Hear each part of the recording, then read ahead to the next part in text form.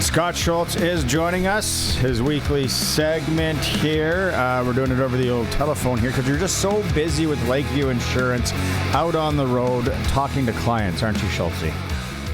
Always out in the field, boots on the ground, in farmers' yards, checking out claim situations. You know, we're the ones to do it. That's right, and seating is buzzing around the province. Oh, so yeah, everything's cooking. We got some heat. Things are drying up. Should be good. Last preseason game for the Riders, and now they sit and they wait. What did you think about that Saskatoon game, the atmosphere, everything that you saw and heard? Man, I listened on the radio. I wasn't able to make it up there, but it sounded like it was just the production, everything. It seemed like everyone was excited. It was jam-packed. But to me, it's still, no matter which way you slice it, it's still preseason. And the teams still have their agendas, no matter what the fanship excitement is. And I think they got what they needed out of that game. Let's talk about the quarterbacks. Jack Cohn and Braden Shager. Seems that there maybe could be a battle for the 2 spot. I think there is anyway. Where do you land after preseason? Well, I think it's always a battle, and you know, they both put out their talents there on the game, and you saw how they reacted. I think there's good camaraderie amongst the group. So I don't know. I can't put my finger on it right now. I still think there's still some analysis and there's going to be some competition through this week coming up as they ease into their regular season prep. Yeah, like how hard is it? And it's for all positions, but when you think about it, technically still training camp this week, and then next week they have off. Because there is a bye, then they're back at it, and then they play. Like you never experienced anything like that as a player, but you're kind of revved up, you're ready to go, everything's exciting, and then it's like, okay, we got a few days off here because it's bye week. Well, absolutely, and you know, I'm not going to panic after preseason football, but I do think, you know, there's still questions about consistency and rhythm offensively, and they're going to use that time that they have to figure that out. I mean, for us to sit here in the limited offerings that we've seen as fans to pick how they're going to do this, we're not going to be able to do it. I mean, there's so much tape that they've got on practice time and what they've been able to put on tape in the actual live action. It'll be interesting, that's for sure. Is the defensive line and pressure off the edges, because I think you talked about that last week, is that something you're still curious about and waiting to see? Well, I thought the defensive line flashed at times. I mean, you can tell that they're really trying to play faster and more disruptive. I mean, in the preseason, I look less at sacks and more at the line of scrimmage and how they're controlling it. You know, and are the defensive linemen getting vertical push?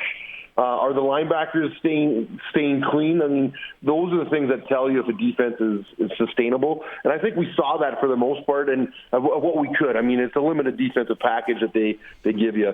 And then the rotational depth matters.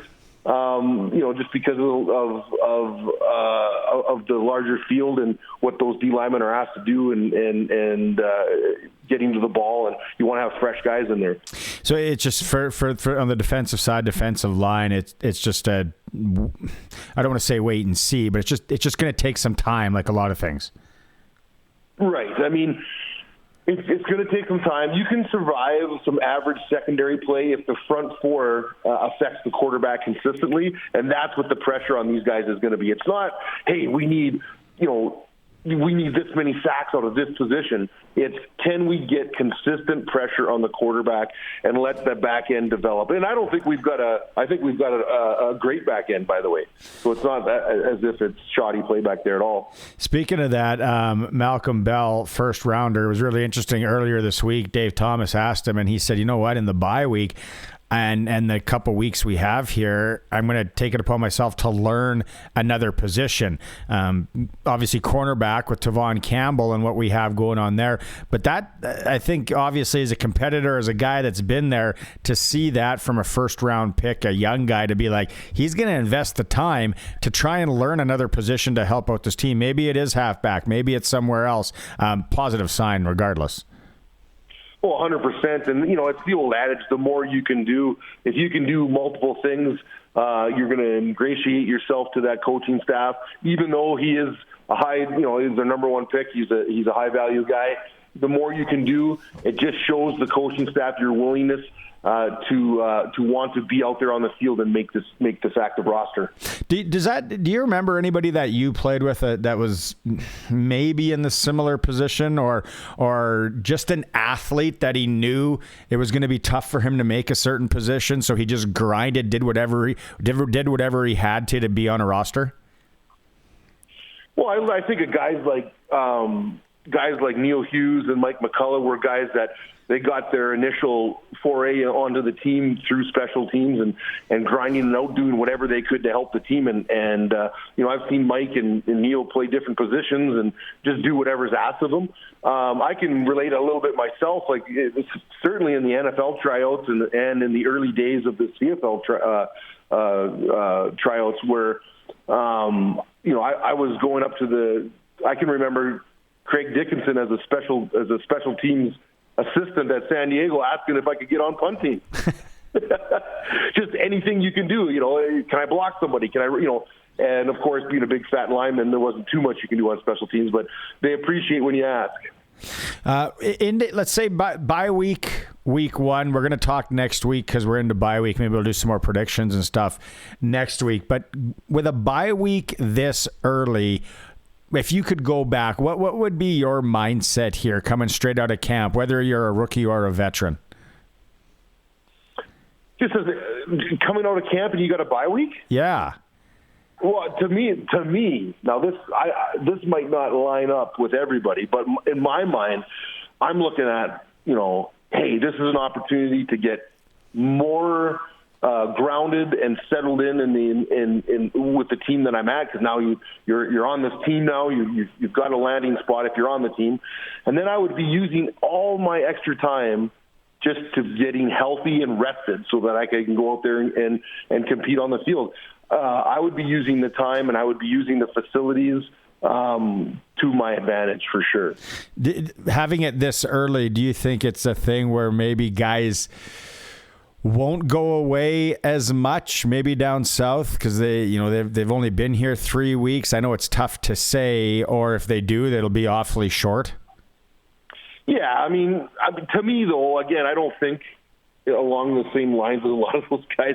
I think it would be incredibly unproductive if guys, got here for 2.5, 3 weeks, and then, by luck of the draw, we've got the spacing in between our first game, and now I'm going to bail out and go home.